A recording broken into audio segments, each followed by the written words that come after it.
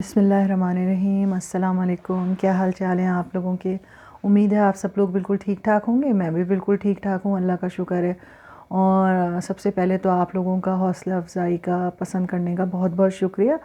और आज का मेरा जो टॉपिक है वो स्कूल्स के हवाले से है, क्योंकि अब जैसे जैसे कोरोना के केसेस में कमी आ रही है और सर्दियाँ ख़त्म हो रही हैं, तो लोग जो हैं वो मूव होना चाह रहे हैं अपनी फ़ैमिली के साथ तुर्की, ख़ुसूसन पाकिस्तान, इंडिया और सऊदी अरब वग़ैरह से। तो वो सबसे ज़्यादा क्वेश्चन ये होता है कि हम बच्चों के जो थोड़ा सा स्कूल के बारे में बताइए कि स्कूल का क्या तरीक़ेकार है और कैसे दाखिले होते हैं, क्या फ़ीस वग़ैरह है। तो मैंने थोड़ा सा इसके ऊपर देखा है, रिसर्च की, तो मैंने कहा जो भी मेरे पास मालूमात है वो मैं आप लोगों से शेयर कर दूँ। हो सकता है कि ये छोटी सी मालूमात आप में से किसी के काम आ जाए। तो सबसे पहले जो है वो, अगर आप ये चाह रहे हैं कि अपने बच्चों के साथ माइग्रेट करें और अपने मुल्क से आप यहाँ आएँ, तो सबसे पहले जो आपका काम है वो ये है कि आप बच्चों का बर्थ सर्टिफिकेट जो है वो आपके पास होना चाहिए ज़रूर। और उसमें आपके नाम की स्पेलिंग्स, आपके बच्चे के नाम की स्पेलिंग, डेट ऑफ बर्थ, तो जो कुछ आपके बच्चे के पासपोर्ट पर है वो सेम टू सेम मैचिंग जो है, उसमें कोई चीज़ भी स्पेलिंग का, सरनेम का, फ़र्स्ट नेम लास्ट नेम का फ़र्क नहीं होना चाहिए। कोशिश ये करें कि आने से पहले उसको सबको चेक कर लें कि जो बर्थ सर्टिफिकेट है और इन्फॉर्मेशन जो पासपोर्ट की है और जो इन्फॉर्मेशन बच्चों के स्कूलिंग की है, फ़र्ज़ कीजिए वो स्कूल में हैं तो उनके रिपोर्ट कार्ड्स, मार्कशीट्स और उनका लिविंग सर्टिफिकेट।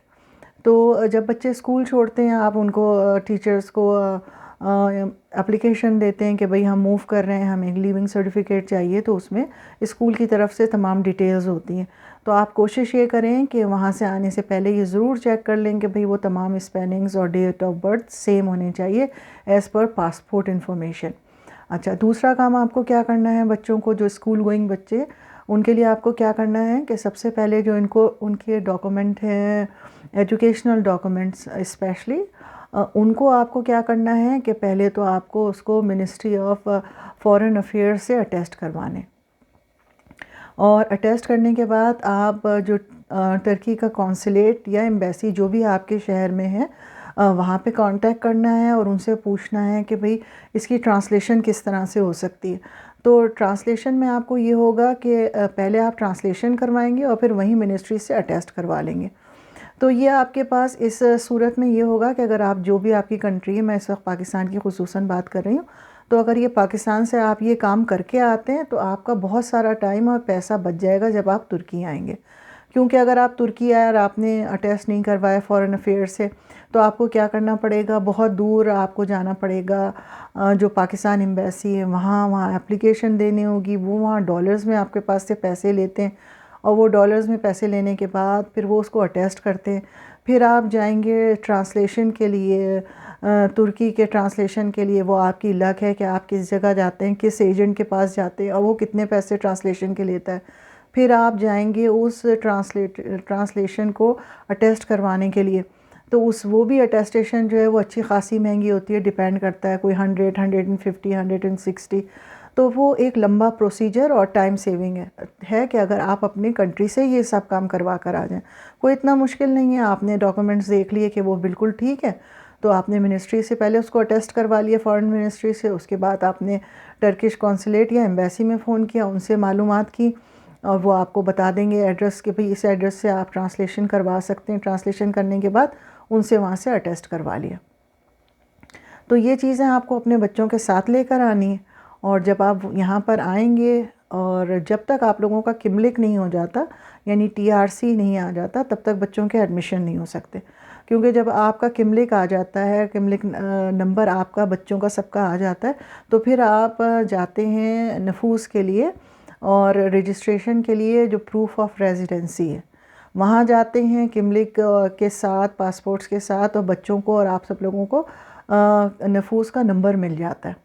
तो जब वो नंबर आपके पास आ जाता है, प्रूफ ऑफ रेजिडेंसी आ जाता है, तो बच्चों के एडमिशन आसान है। और जैसे कि मैंने अपनी पिछली वीडियोस में भी आपको इन्फॉर्मेशन दी है, इन्फॉर्म किया है कि जिस इलाके में आप रह रहे होते हैं उसी इलाके में क़रीब तरीन जो स्कूल्स होते हैं वहाँ आपके बच्चों के एडमिशन होते हैं।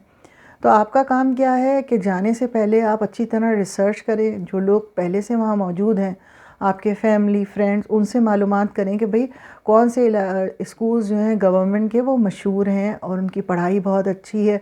क्योंकि ये ज़रूरी नहीं है कि आप जो है किसी एक इलाके में रह रहे हो और स्कूल कहीं दूसरा और आप उनसे रिक्वेस्ट करें हमारा एडमिशन वहाँ करवा दें, तो ऐसा नहीं होता।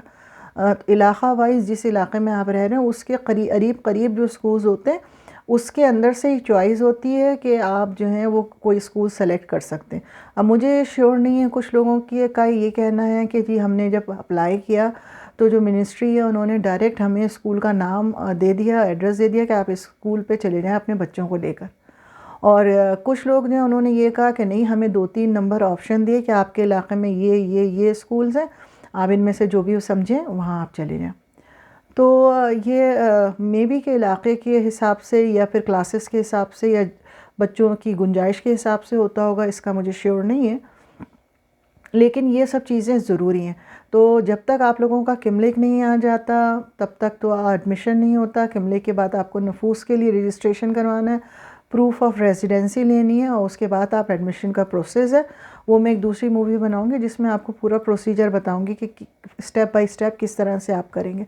लेकिन कोई इतना मुश्किल काम नहीं है, उसके लिए भी तकरीबन 2 हफ्ते से महीने के अंदर अंदर ये सारा प्रोसीजर हो जाता है, आपके अगर डॉक्यूमेंट सारे तैयार हैं तो यहाँ पर तुर्की में क्या है कि बेसिक जो इसकी कॉन्स्टिट्यूशन है तुर्की का, तो उसमें ये इन लोगों की ऑब्लिगेशन है कि तमाम बच्चे जो हैं प्राइमरी एजुकेशन जो है वो गवर्नमेंट की तरफ से कम्प्लीटली फ्री है।